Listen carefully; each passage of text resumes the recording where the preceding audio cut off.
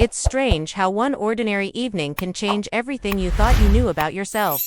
For Helen Turner, it began like any other Friday night. The sky outside her cozy suburban home in Portland, Oregon, was painted with soft orange hues, and the sound of rain tapping against the windows brought that familiar peace she'd always loved. She had planned a quiet evening, a blanket, a classic movie, and some leftover cheesecake. Nothing dramatic, nothing new, but life, as she was about to learn, had other plans. Helen was 45, a freelance interior designer who had raised 2 kids and built a calm, independent life after her divorce 5 years ago. She didn't mind being single.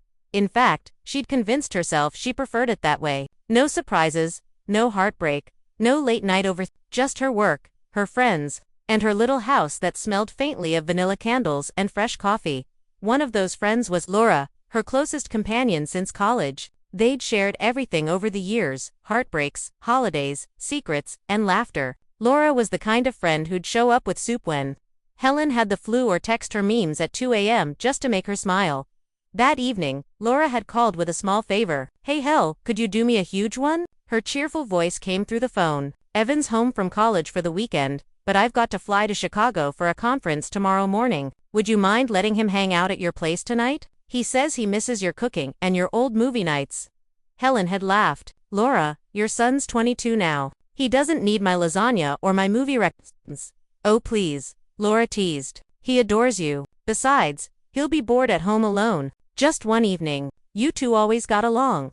Helen hesitated for a second but then smiled softly. She remembered Evan as the polite, curious boy who'd always helped her carry groceries when he was younger. The same boy who used to sit on her porch, asking questions about design and art, pretending to be interested but really just wanting her homemade cookies.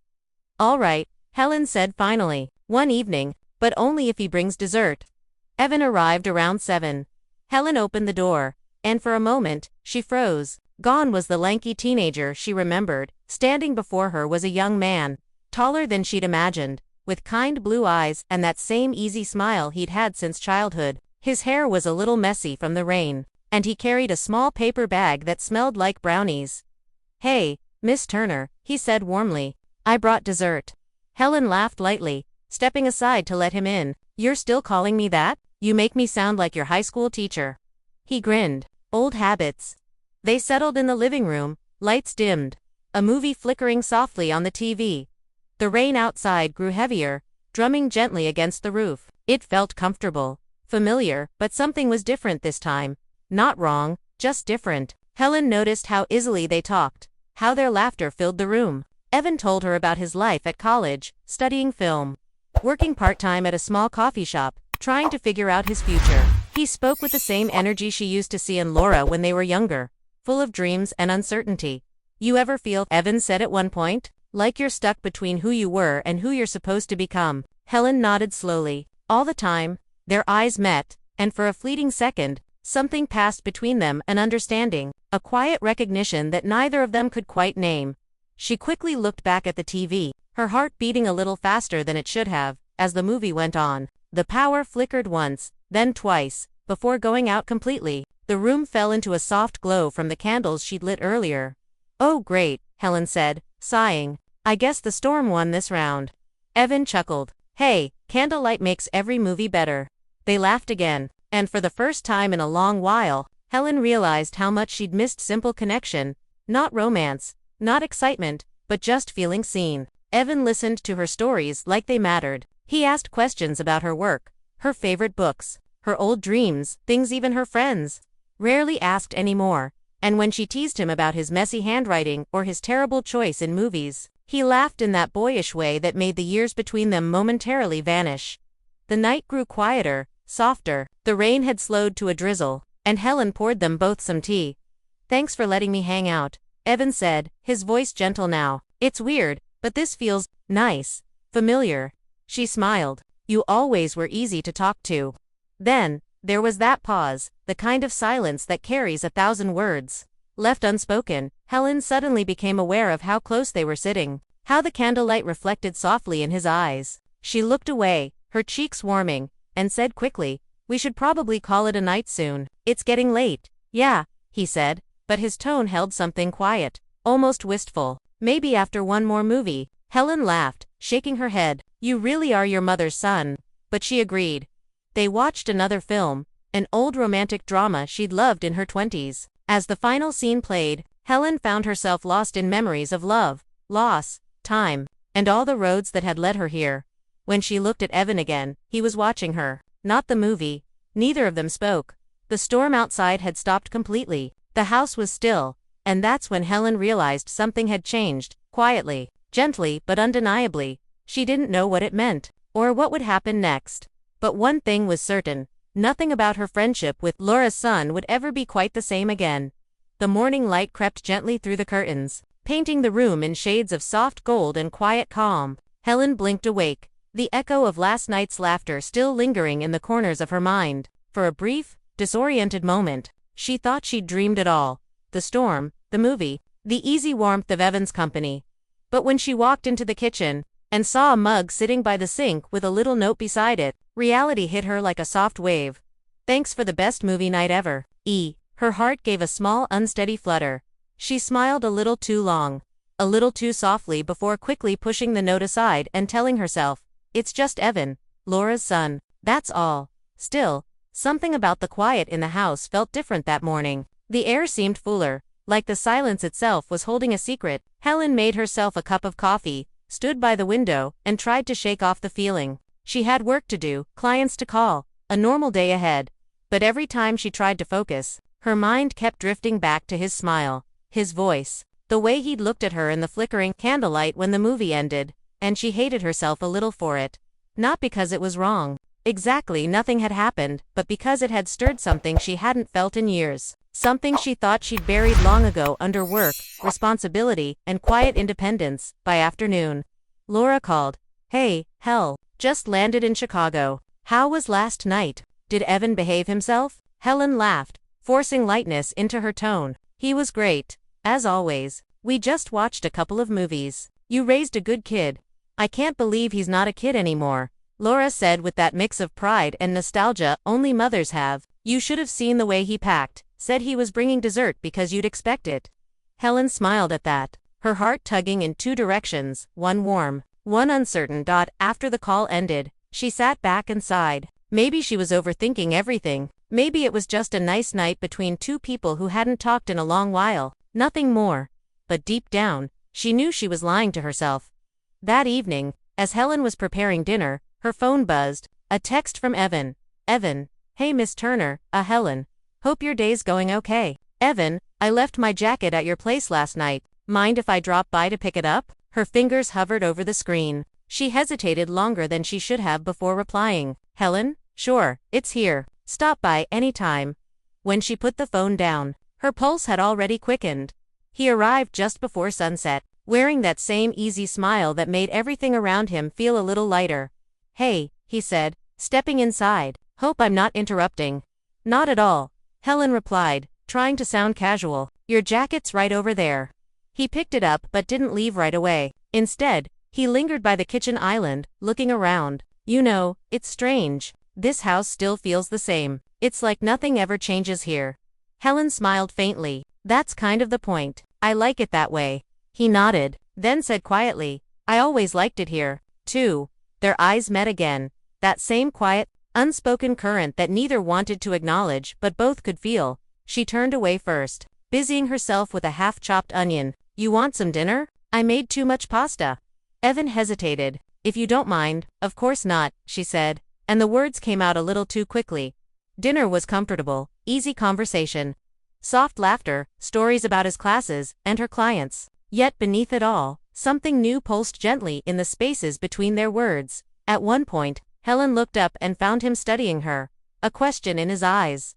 You look different, he said quietly, happier than I remember. She felt her breath catch. Do I? Yeah, he said, smiling. It suits you. It was such a simple thing to say, but it hit her deeper than she expected. After years of being strong, composed, and self-sufficient, after years of hearing polite compliments and surface-level kindness, those words reached something tender inside her, and suddenly, she didn't want him to leave.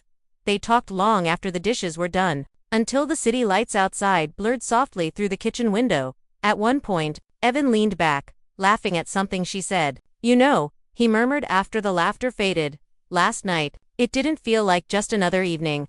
Helen froze. Her pulse skipped. What do you mean? He looked down, his voice steady but unsure. I don't know. Just something about it felt real. Like I wasn't supposed to forget it. The room went quiet again, the kind of silence that hums with emotion you can't name out loud. Helen stood, collecting plates just to do something with her hands. Evan, she said softly, you should go. It's getting late. He nodded slowly, watching her carefully. Right? Yeah. As he reached for his jacket, he paused by the door. For what it's worth, I don't think I'll forget it either. And then he left, the sound of the door closing far heavier than it should have been. Helen stood there for a long moment, her heart caught between reason and feeling, age and possibility. She pressed a hand against her chest and whispered to the empty room. What are you doing, Helen? Outside, the rain had started again, soft, steady, almost like the night they first watched that movie together, but this time, she knew things had changed. For good, Helen tried to tell herself that life was normal again. She went back to work, spent time with clients, and even joined Laura on long evening calls, filled with laughter and gossip. But every time Laura mentioned Evan, his college projects, his new friends, his busy schedule, Helen's heart gave a small, restless flutter she couldn't explain away anymore. It wasn't that she wanted anything to happen. It was just, something had shifted, and pretending it hadn't was like trying to ignore a melody that kept replaying quietly in the background of her mind. For days, she avoided her phone. She didn't text him. She didn't reach out. But every evening, she caught herself glancing toward the window, half expecting his car to pull up again. And when it finally did, 3 days later, her heart knew before her mind could argue. Evan stepped out, holding a small potted plant in his hands. Hey, he said with that familiar soft grin. I brought a peace lily. You said you wanted one last week, remember? Helen blinked, surprised. You remembered that, of course, he said. You said it helps keep the air calm. Figured you could use one. She smiled, trying not to let her voice tremble. That's really thoughtful of you. He shrugged. Guess I like the idea of this place staying peaceful. There was something deeper behind those words, something unsaid but felt. They ended up in the living room again, drinking coffee, talking about everything and nothing. The conversation flowed effortlessly, like it always did, but beneath the laughter was that quiet tension neither dared to name. At one point, Helen said softly, you know, if your mother found out how often you're here, she'd probably think I'm feeding you too much again. Evan chuckled. She'd probably just be happy I'm not living off takeout. He paused, then added quietly, I like being here. It feels different. Different how? She asked, almost afraid to hear the answer. He met her eyes, calm/real, like I can breathe. Helen's throat tightened. She looked down at her mug, tracing the rim with her thumb. You're too young to feel like you can't breathe, Evan. He smiled faintly. Maybe, but I still do.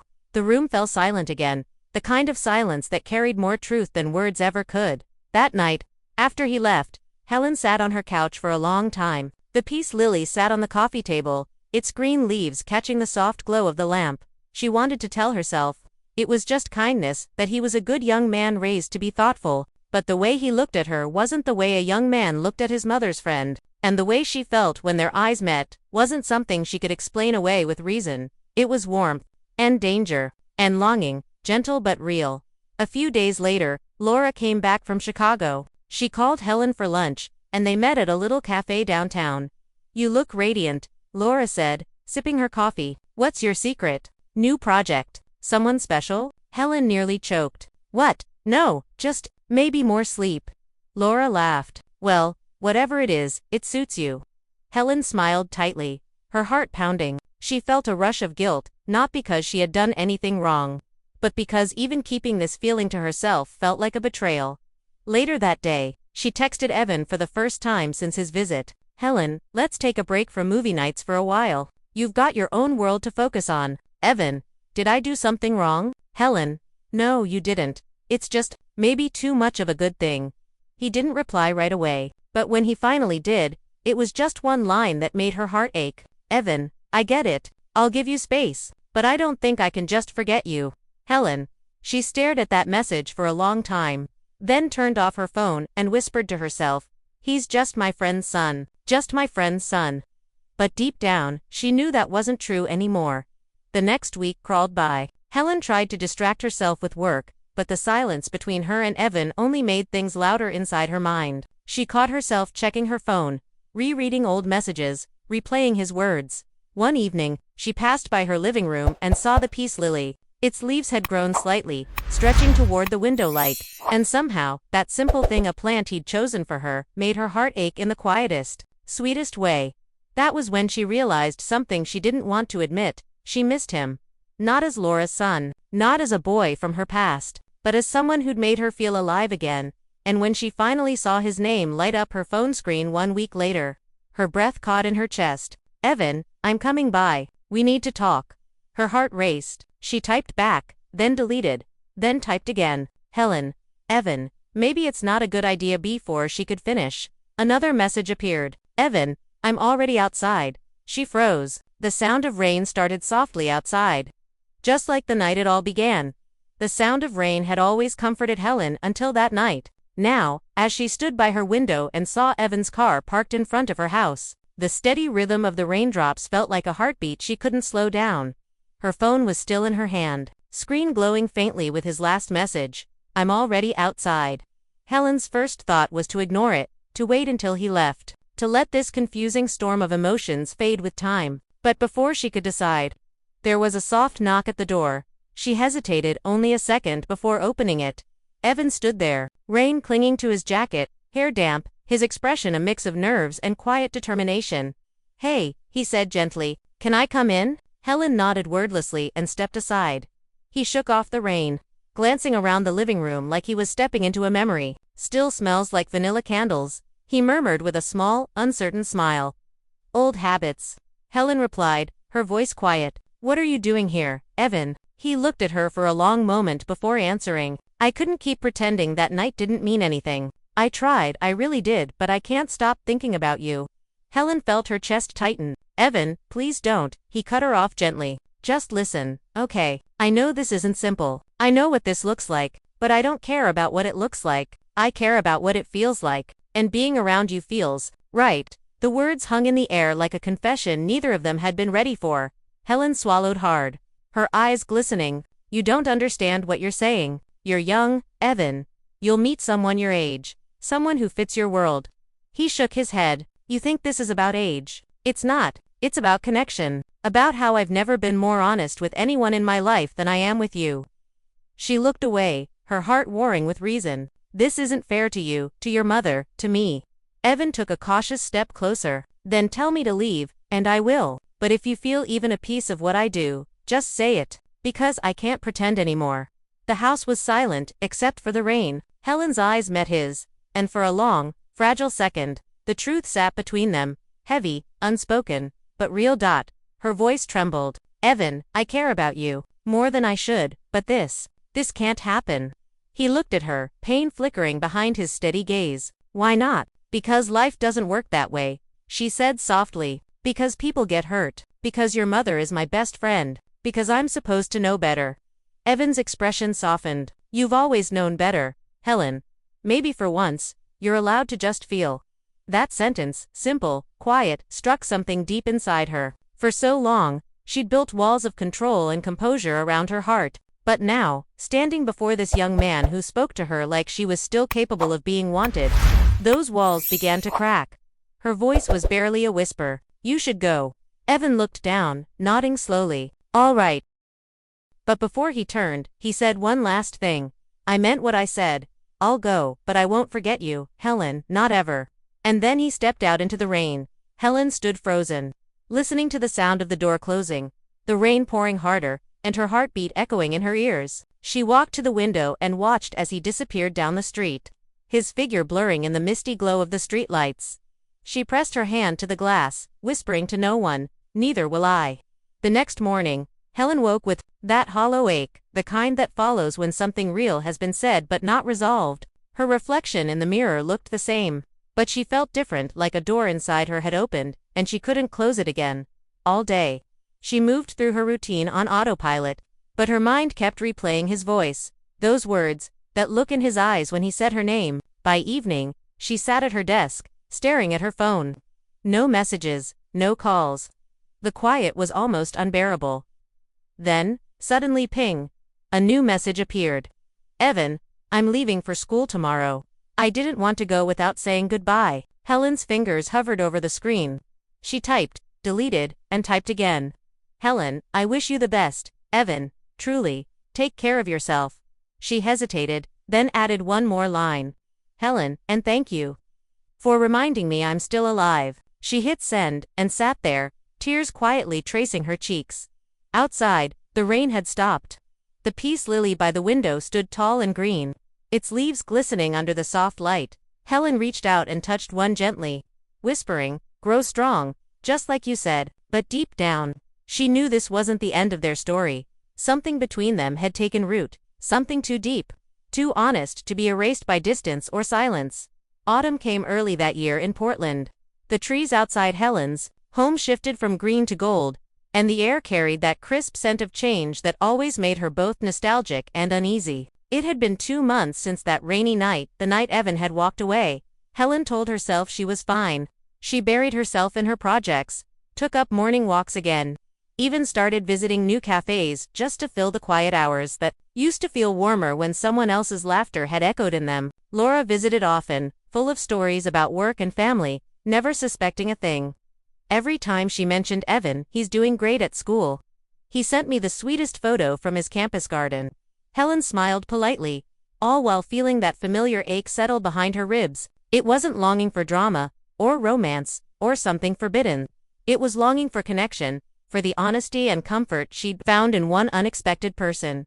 And though she'd done everything to let him go, his presence lingered like the faint scent of rain after a storm. One evening, Helen came home after a long day of client meetings.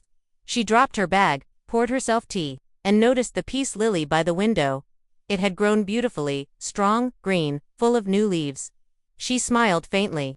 You'd be proud of this, Evan, she whispered, not realizing how icily his name still left her lips. She hadn't heard from him since that last message. Not once. But sometimes, she'd open her email late at night, half expecting to see his name pop up, a simple hi, or maybe a photo from campus. Nothing ever came. Until one Wednesday evening in November, her phone buzzed with a new email notification. She glanced at the screen distractedly, then froze when she saw the sender's name. Subject: You always liked stories. From Evan Daniels. Her heart skipped. She opened it before her mind could stop her. Evan. Hi, Helen. I wasn't sure if I should write this, but I figured maybe you'd want to know I'm okay. Things here are busy. Classes, work, everything. But some nights, when it rains, I think about that night at your place. Not because of anything we said, but because it felt real. You once told me to find what makes me feel alive. I think I'm finally trying. I hope you're still designing beautiful spaces. I hope you're still lighting those candles that smell like vanilla. And I hope the peace lily's still growing. You don't have to reply. I just needed to say thank you for being the first person who ever really saw me. Helen read it twice. Then again, her hands trembled slightly as she closed her laptop, pressing her palms over her face. A part of her wanted to reply immediately, to tell him she missed him too, that her days had been quieter without his voice, that the world hadn't felt the same since. But another part of her, the careful, guarded one, whispered, don't reopen what you can't finish. She didn't reply that night, or the next, but she couldn't stop thinking about his words. Weeks passed, and Christmas lights began to appear across the neighborhood. Snow threatened the city, and every radio station seemed to play the same old carols that carried memories of other winters, the ones she used to share with her family. Before life had gotten complicated, one evening, Laura invited her over for dinner. Helen almost said no, but something in her friend's voice, that cheerful insistence, made her go. The house was warm, filled with music, candles, and laughter. It looked like something out of a holiday movie. Then Laura smiled and said, guess who's home early? Before Helen could react, she heard a voice behind her. Hey, Miss Turner. Her heart stopped. Evan stood in the doorway, taller, calmer, but still carrying that same gentle presence that had never really left her. His smile was genuine, but his eyes, those same blue eyes that had once made her heart race, held a quiet depth now. Evan, she breathed, trying to steady her voice. You're home. Yeah, he said softly. Just for winter break. Laura laughed. You two should catch up later. I swear, he still talks about your cooking. Helen smiled faintly, hoping her expression didn't give anything away. I think I can make some lasagna, she said lightly. Laura grinned. Perfect, my two favorite people back together again. And as Helen turned toward the kitchen, she felt Evan's gaze follow her calm, quiet, but full of something unspoken, something that had never truly gone away. That night, after dinner, the guests began to leave. Laura went upstairs to take a call, leaving Helen and Evan alone by the softly glowing Christmas tree. They stood in silence for a moment, the soft hum of music filling the space between them. Finally, Helen said quietly, "You look different. Grown up." He smiled. "So do you. Happier." She gave a small laugh. "I'm trying." He took a slow step closer. "You never replied to my email." "I didn't know what to say," she admitted. "Sometimes silence feels safer." Evan nodded. "Maybe, but sometimes silence just keeps us stuck." Helen looked up, her heart pounding. "Evan, this whatever it was, has to stay in the past. We both know that." He smiled sadly. "Maybe, but I don't think either of us has really moved on." Before she could respond, Laura's voice called from upstairs, breaking the moment like a wave hitting shore. "Evan, don't forget to show Helen those photos from your trip." Evan gave her a small, knowing smile. "Guess that's my cue." He took out his phone, swiped through a few pictures, but Helen barely saw them. Her heart was still racing, and her thoughts were miles away, and when their fingers brushed briefly as he handed her the phone, that quiet, powerful pull returned, the one she'd been trying to forget since that stormy night. As she drove home later, snow began to fall softly across the windshield. Her mind replayed his words, his smile, the warmth in his eyes. Some connections, she realized, don't fade with time. They simply wait quietly, patiently, until the right moment to return. And Helen couldn't help but wonder if that moment was coming soon. The new year began quietly. The snow had melted, the city felt new again, and Helen found herself standing in the middle of her living room one January morning, sunlight streaming through the curtains. Life had moved on, at least on the surface. She was busier than ever, her design business thriving, her calendar full. But beneath it all, her heart still carried that soft, unspoken ache, the one name she still couldn't hear without feeling a little unsteady. Evan. He had gone back to school after the holidays. Their last exchange had been polite, warm, even but distant enough to remind her that life had chapters, and maybe theirs had quietly closed. Or so she thought. One evening, just as the last traces of sunlight slipped below the horizon, Helen got a call. It was Laura. Her cheerful tone carried through the phone. "Hell, you won't believe it, Evan just got accepted into a graduate film program. Right here in Portland. Can you believe that?" Helen froze. "Here, in Portland?" "Yes, he'll be back in a few weeks. I'm over the moon, having him close again will be wonderful." Helen forced a smile she didn't feel. "That's amazing news, Laura. He must be thrilled." After the call ended, Helen sat there for a long moment, her heart both fluttering and trembling all at once. 3 weeks later, Evan was back. She hadn't planned on seeing him, but fate, or something like it, had other plans. It happened, one quiet Saturday afternoon. Helen had stopped by a small art exhibit downtown. She was admiring a photo, an image of a rain-soaked window with city lights blurred behind it, when she heard a familiar voice behind her. "I took that one." She turned, startled. Evan stood there, older somehow, more grounded, a quiet confidence replacing the nervous energy he'd once carried. "Evan," she whispered. "You took this." He nodded. "Yeah, it was after that night, the one with the storm. I guess I was trying to capture how it felt." Helen looked back at the photo, the faint reflection of herself in the glass. "It's beautiful. Thank you," he said softly. "So are you." Her breath caught, and for a moment, the gallery around them disappeared. They sat later in a nearby cafe, a quiet corner by the window, coffee cups between them. The soft hum of rain outside once again. Evan leaned forward slightly, his voice calm but certain. "I know what you said before about life, about fairness, about everything. I understand now. I needed time to grow up, to figure myself out." Helen looked at him, her heart full of pride and ache all at once. "And you did." He nodded. "Maybe, but through it all, I never stopped thinking about you. Not in the same way as before, not just as something I wanted, but as someone who changed me. You taught me what real connection feels like." Helen felt tears sting her eyes. "Evan, what we had. It wasn't about time or rules. It was about what was missing in both our lives, a moment of truth that reminded us who we were." He smiled softly. "Exactly, and maybe that's enough."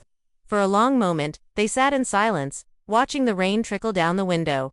Finally, Helen said quietly, "We can't go back, Evan, but we don't have to regret it either." He reached across the table, not to hold her hand, but to rest his fingertips gently against hers. A simple, respectful gesture that spoke volumes. "I don't," he said, "not for a second." Helen smiled, her heart warm and steady now. "Then we'll call it what it was. Something rare, honest, and exactly what it needed to be." He nodded, eyes soft with gratitude. "Deal."